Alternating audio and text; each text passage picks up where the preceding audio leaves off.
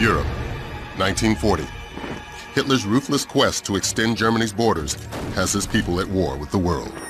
The mobilization of armies by Britain and France proves no deterrent as the Nazis invade their European neighbors to the north and west, while extending their reach eastward towards Russia's critical oil fields. By fall, Germany's lightning war to soften England is launched, and America increases production, racing to aid the British. By 1941, the battle for North Africa is on, as Rommel's Afrika Korps arrives in Tripoli. On the Eastern Front, an impatient Hitler breaks his pact with the Soviets. Stalin responds with a scorched earth policy, intent on leaving only ruins for the Nazi invaders. But one by one, his cities fall. Now, in 1942, massive German air raids commence against Stalingrad, and the battle for this noble city turns vicious. The Red Army refuses to retreat, and a counter-offensive is launched against a force that now stretches from the Volga to the Atlantic and deep into the African desert. Against impossible odds, millions come forward to answer the call of their countries, their families, their lives. My name is Alexander Sokolov. I thought I was safe. As a watchmaker's apprentice, I would learn the business, then open a shop of my own. Maybe get married, have children, start a life. But now our cities are under attack, and Stalingrad will put an end to those dreams. We should have known the Germans would turn on us, break the treaty. They have no honor. The commissars rounded us up so quickly, speaking of the motherland, the sacrifice of our brothers, our duty. I'm only 20, but I'm ready to fight to the death. The sight of my home Stalingrad infuriates me. It is as if hell itself were burning.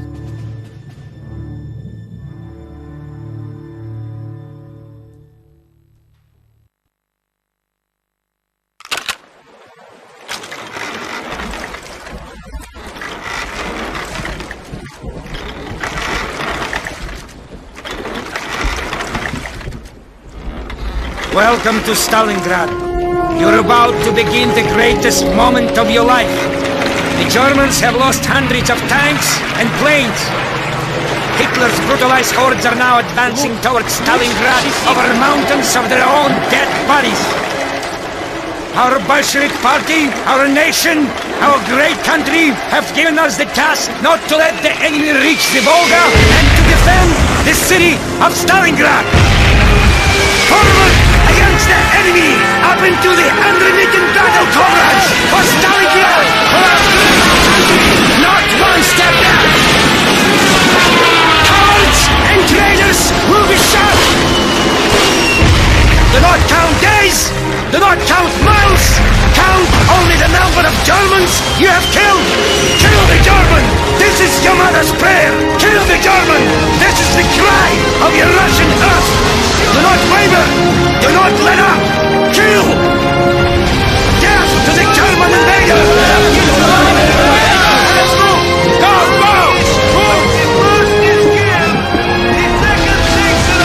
Get off the boat! First man in line, get the right! Move! Keep moving! Let's move! Keep moving! And shoot! German sniper! Look out, comrade! There you are.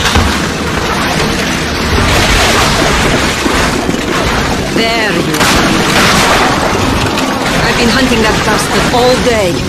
I'm sorry you lost your sergeant, comrade. We won't let his sacrifice go to waste. I've got a new job for you. The fascists are using the view from that bunker to call in artillery strikes all over the city. We can't take back Stalingrad unless we control that bunker. You lead the men up the hill. Start by taking out the machine guns in those pillboxes. Stick to the trenches. I'll keep you covered from here. That Nazi flag must...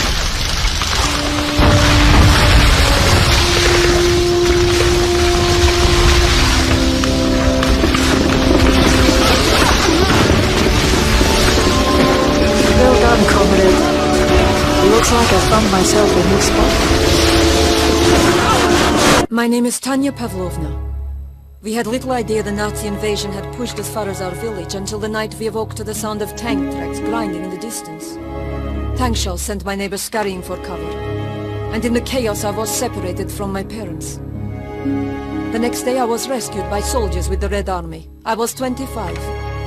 During my first skirmish our squad was cut down, and I escaped into a collapsed building, where I took a sniper rifle off the body of a fallen comrade. My father's voice guided my aim as I cut down my first 4 Germans with that rifle. My skill was reported to HQ and I was assigned as a sniper and sent to Stalingrad. I've been hunting Germans ever since. They took my family and my home, and I intend to take their lives.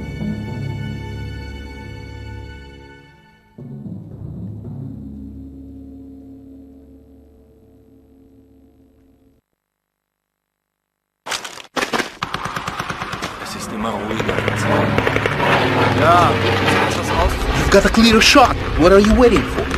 An explosion. We need something to cover the sound of the rifle. And if I shoot enough of these Germans, they'll send a tank to come looking for us. Then we'll need to cover our sapper on the street so he can place a landmine in its path. This is it. Always try to shoot the officers first. Let's relocate.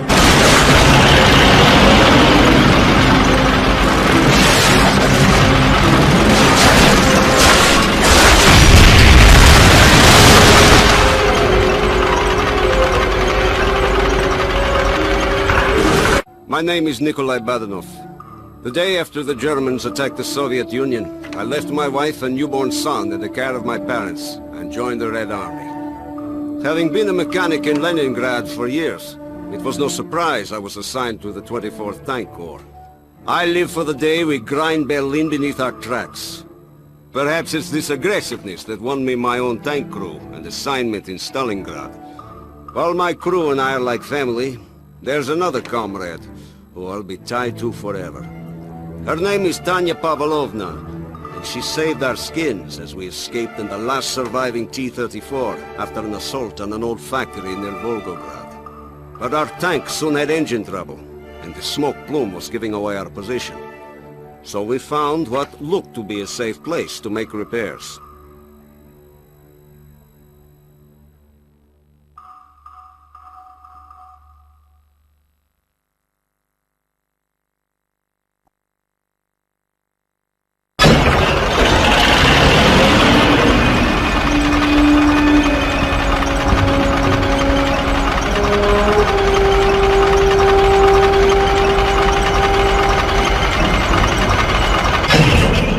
Engine trouble? Tanya, you and Alexander find some high ground and watch for the enemy. We'll do what we can, Nikolai. And Fyodor, let's get that tank fixed now. Yes, sir.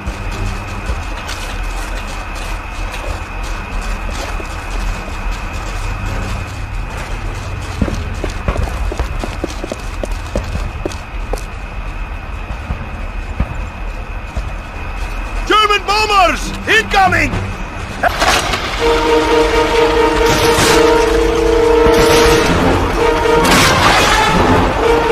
Tanya! He's aiming right for you! Get out of there! Tanya! Tanya!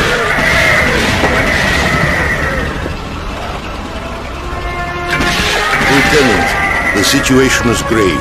We've been holding back the German advance with the Katyusha rockets. However, our forward observer's radio has stopped working, and we are no longer receiving firing coordinates. Their last report said the fascists were massing armor and preparing to overrun this headquarters. The observers are in the train station tower on the other side of Red Square. Take a replacement radio and get it over to that tower before the Germans make their next move. Thank you. The new radio. I'll take it from here, Lieutenant. That column of German armor is about to move.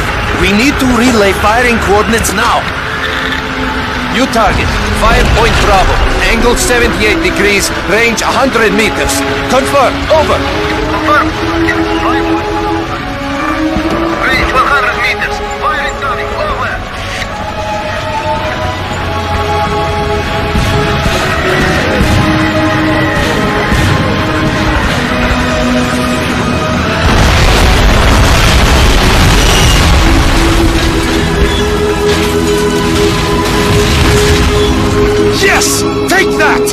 relenting!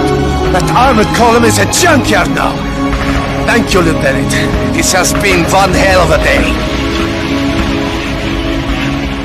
December 24, 1942, Christmas Eve. What we began at Stalingrad, we were to finish as part of Operation Little Saturn on a remote airfield near the small village of Tatsinskaya. Our assignment was to approach the airfield from the north via the River Don, cutting off and encircling the stranded German forces Hitler had forbidden to retreat. There at Tatsinskaya, we would surprise the airfield, destroying as many aircraft as we could, cutting off the resupplying of Nazis in the Stalingrad pocket. This was an assignment I was going to enjoy. But as we were about to spring our attack, the Germans got word we were there and launched a frantic evacuation. We may have missed yelling "surprise," but there was still plenty of party to be had.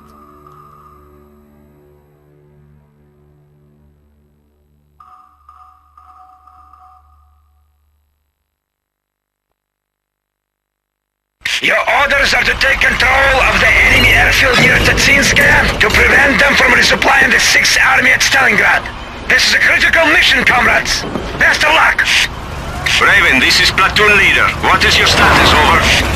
Platoon leader, Raven here. Our trucks are in position. We need 10 minutes to set up the rockets. Over. Hold positions until... Stuka! Stuka! Incoming! We have been spotted! Raven, we cannot wait! Get your rockets in position now! We will take care of those bombers!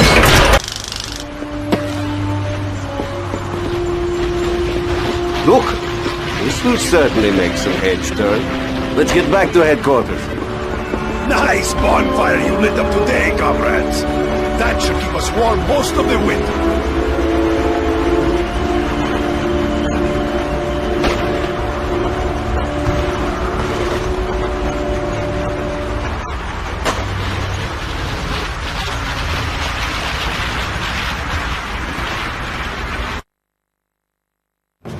By controlling North Africa, the Axis powers would have a better chance of holding the Mediterranean, now the epicenter of the war. Unfortunately for Italian dictator Benito Mussolini, his army is ill-prepared to withstand the British forces in the region. Hitler, fearful that more losses in Africa would jeopardize his efforts on the Russian front, sends General Rommel and his Africa Corps to clean up the mess. By 1942, the Allies decide that the best way to break the Axis powers back is to create another front. An Operation Torch is born of British and American troops.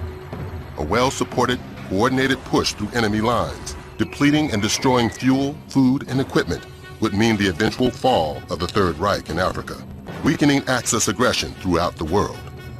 All goes as planned, and by January 1943, British General Montgomery's 8th Army has Rommel and his troops on the run, scrambling to make their valiant last stand at the Mareth Line.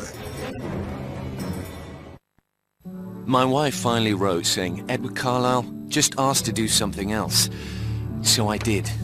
It turns out having a background in teaching chemistry can get you out of a desk job pretty quick if you have a mind to it.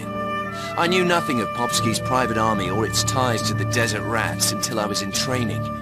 This sabotage platoon's philosophy is lightning-fast strikes and massive explosions deep behind enemy lines. It's gratifying to know that every time we light up a fuel depot or munitions dump, we're stalling Rommel's tanks and helping those poor blighters on the front lines. It may not be fighting fair, but the Germans have hardly fought fair in Europe, so to hell with them.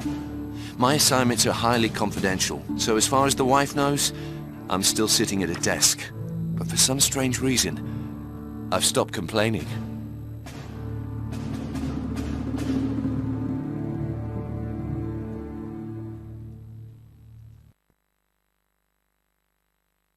Listen up, chaps. The Jerrys have a cozy little setup in this village here. Our job is to break as much equipment as possible, and then dash out before they even know what hit them. Troop B will drive the jeeps behind the Germans and pepper them with machine gun fire. I lead Troop A through town to knock out their communications and burn up their petrol reserves. Carlisle, you're the man with the demolitions. We'll cover you while you set the Tank C4 charges. We'll have to get in and out before everything becomes all spotlights, sirens, and rifles firing. Cock your guns, wet your sights, and ride on.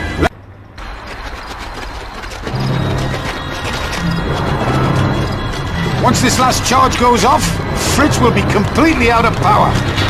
All right, get ready to brake and ready to dash. Everybody away by now! Navigating the desert like an ocean of sand, you have to know where you're going and have a plan to get in and out as quickly and quietly as possible. We do prefer it when quietly is not required. The one thing that allows us to hit the enemy where it hurts most is our jeeps. They're always loaded with enough fuel, supplies, and water to travel 600 miles at a stretch. Although unarmored, they can be heavily armed with two 50 cal MGs firing armor-piercing and incendiary rounds. These make us quick and deadly when we need to be, able to take on German half-tracks and armored cars that outclass us in every other way. Still, this doesn't make up for the fact that you're completely exposed to fire sitting in an open jeep. And you'd better have a damn good driver at the wheel should trouble arise. And it always does, mate.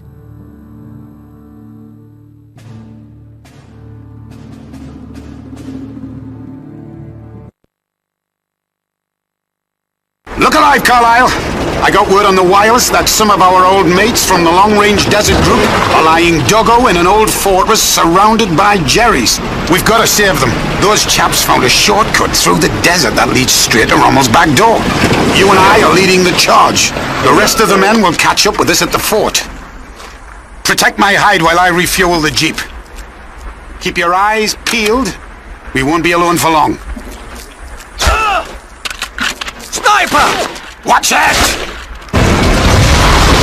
Oops!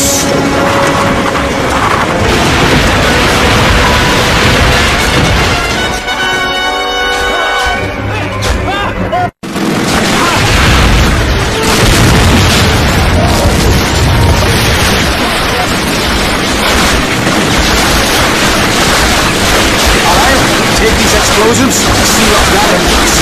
The blokes we're after must be stuck in that far tower. Happy split up.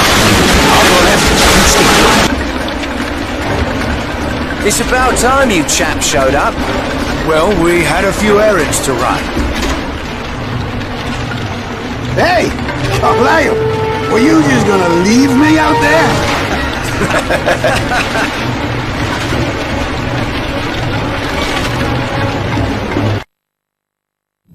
By 1944, in the battle to regain their Russian homeland, the Red Army crushes the German pocket at Stalingrad, marking the first major defeat of Hitler's armies. On June 6th, D-Day, the Allies stage a massive sea and air invasion on the Normandy coast that will soon lead to a full-scale retreat of Germany's once powerful armies across France and Belgium. Inspired by this success, British Field Marshal Montgomery devises a plan he insists will end the war by Christmas, codenamed Market Garden.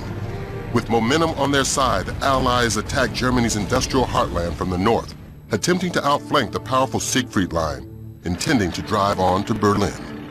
But Montgomery's plan fails miserably when the final bridge across the Rhine cannot be secured. Painful defeat and staggering losses destroy all hope for an early end to the war, and surviving Allies are ordered back to France. Fortunately, by October, with the Siegfried Line finally breached from the west, the Americans prepare for the capture of Aachen, a city destined for the dubious distinction of being the first major German city to fall to Allied forces. My name is Chuck Walker. I've been attached to the 1st Army, the Big Red One, for a long time now. I fought in North Africa and Sicily. I landed in Normandy on D-Day. Every day I fight to save my life and the lives of my men. I'm proud we're on the front lines. I know none of us are going home until the Germans surrender completely, and we want to be right there when it happens. And that's why Aachen is so important. It's time to take this fight right to Germany, where it began. This isn't about medals or honor. Those things don't matter when you're fighting for your life. This is about winning the war. And fighting with the Big Red One has taught me you win a war by surviving it. And that means killing the Germans before they kill me.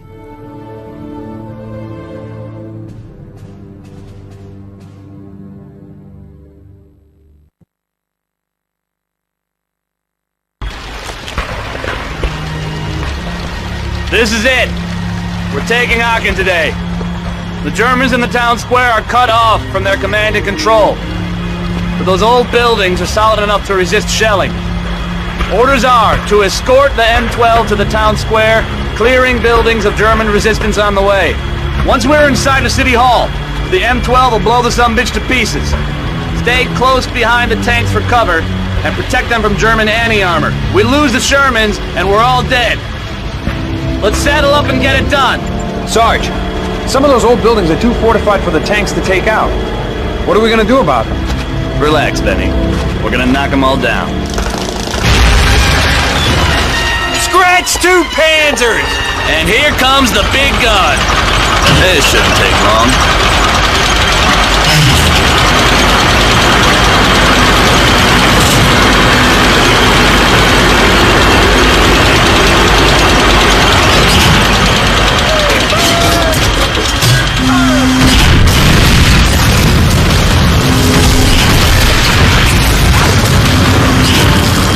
That's it! They're surrendering! Aachen is ours! First German city to fall! We got them on the run now, Sarge! Bet you we're home for Christmas! Yeah, I'll believe that when I see it.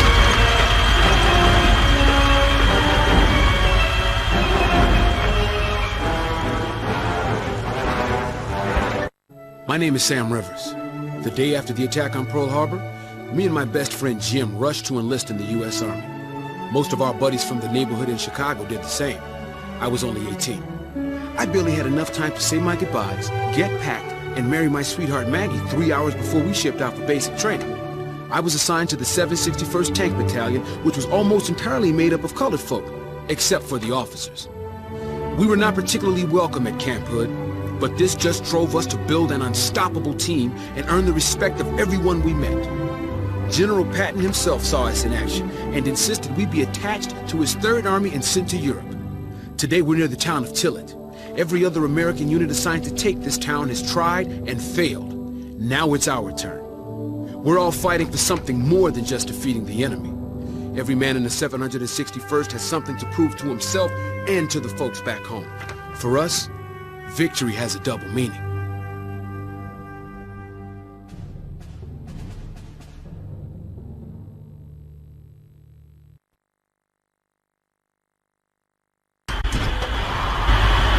Listen up, everybody. Job today is to capture Tillet and cut the highway the Germans are using to supply the assault on Bastogne. Main force will split up and take different routes to encircle the town. You all know your teams. We're supporting the 87th today, so watch out for infantry under your tracks. My squad will escort the M12s to their firing positions, then roll into town after the artillery softens them up. Main assault will begin when my group hits the east entrance to town.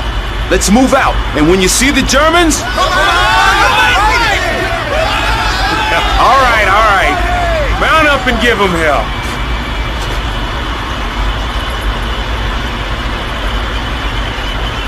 It's clear, Sarge. It'll take the Devil Team a few minutes to clear that roadblock. So head back to your Sherman and keep a lookout for a German counterattack.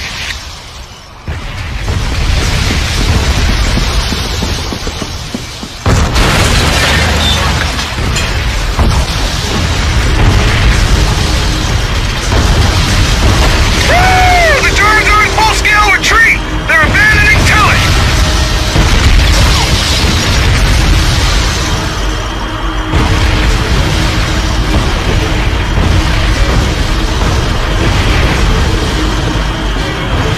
Hell of a job, everybody. No way the Nazis are gonna get supplied against Bastogne now. Charlie Company, come in. Charlie Company, please respond. This is Sergeant Rivers, Charlie Company. Over. Rivers, this is headquarters. Command has reviewed the enemy strength report and orders are to break off assault on Tillet. Do not go into that town, Sergeant. It's too hot in there. I'm sorry, sir. I'm already through that town.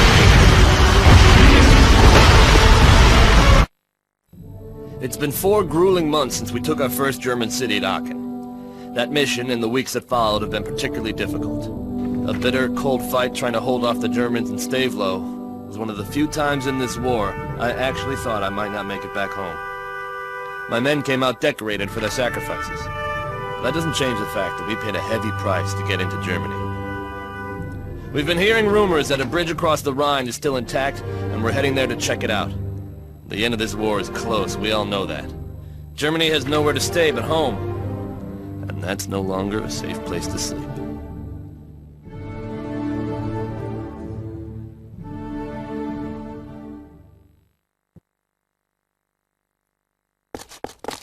Hey, Sarge. Why are we heading to this town again? That bar means lieutenant, Sergeant Church. Or did you forget about those battlefield promotions after our last mission? I ought to bust you right back down to buck private. Sorry, sir. Still getting used to the new stripe myself. So where are we headed? Some little town called Remagen. HQ ordered us to scout it out since there was an old railroad bridge leading across the Rhine. The thing is, the Germans are in the habit of burning all their bridges behind them as they retreat into the fatherland. So, we're looking for a bridge that probably isn't even there. A bridge across the Rhine River would give us a direct line to move tanks and men straight into Germany. Those Germans aren't foolish enough to let that happen. All right, where's that damned bridge? Just a few clicks south of here. Lead the way. Lieutenant, we can't get these tanks across the bridge with this damn hole in the way. Take your men across and capture this bridge before the Germans blow it up. Are you crazy? We'll get slaughtered. That's not a suggestion. That is a direct order. Move out, or I'll execute you for treason myself. Moving out.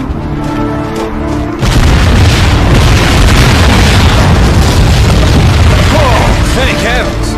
See that? The bridge is still standing. Now get out there before they try it again. Move! Move! Move!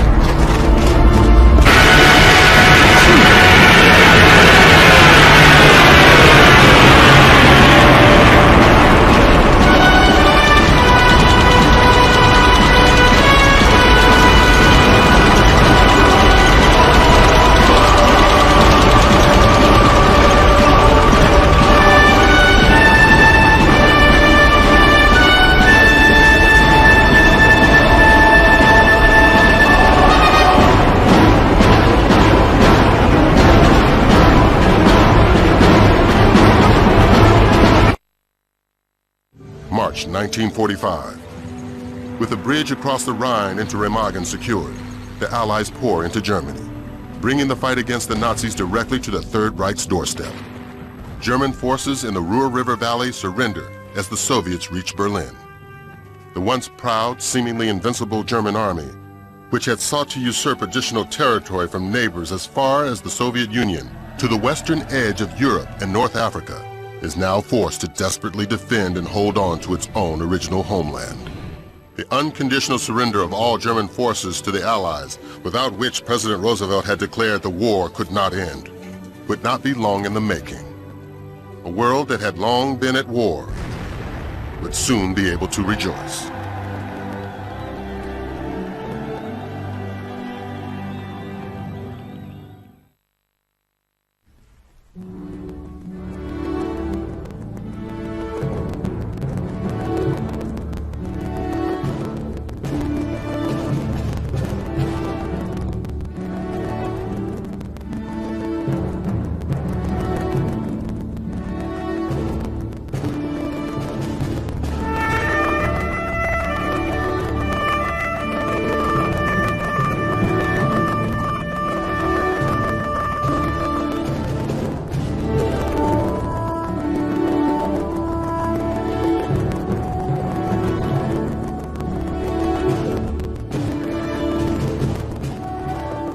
We had to prove something. We had to prove that we was as good as anybody. We had to prove that we could handle tanks, gyro stabilizers, panoramic sights, all these technical things that belong in a tank. We shouldn't have had to do it, but we had to prove to America that we did it, which was a shame. The guys that are doing this thing, they're just fanatics on it, which is wonderful. And you know, the young kids can actually see what their granddads did, you know, and it actually comes home to them. And plus, it's, you know, it keeps you thinking all the time as well. So I love that kind of thing, you know. It's fascinating to me. Against impossible odds, millions come forward to answer the call of their countries, their families, their lives. Okay, really good. I do feel like you're rushing a bit, so you can slow down. You can slow down just a little bit. And definitely you can slow down on that last line too. You know, against impossible odds. You know, you can really take your time to set up the drum. My father was in the Second World War. He was in the desert. Fought in the desert with the Desert Rats and the Durham Light Infantry. And then he went to Anzio. So, you know, every now and again, he didn't talk about it much, but every now and again we get little tidbits, little snippets of what really happened. And it fascinated us as three small boys. We just used to hang on to every word. So we had the speed, we had the durability, we had the tools to work with, but we still didn't have the armor. We only had 4 inches of armor. That Tiger Royer had 12. And you couldn't knock him out if you hit him in front. So we learned ourselves how to defeat him.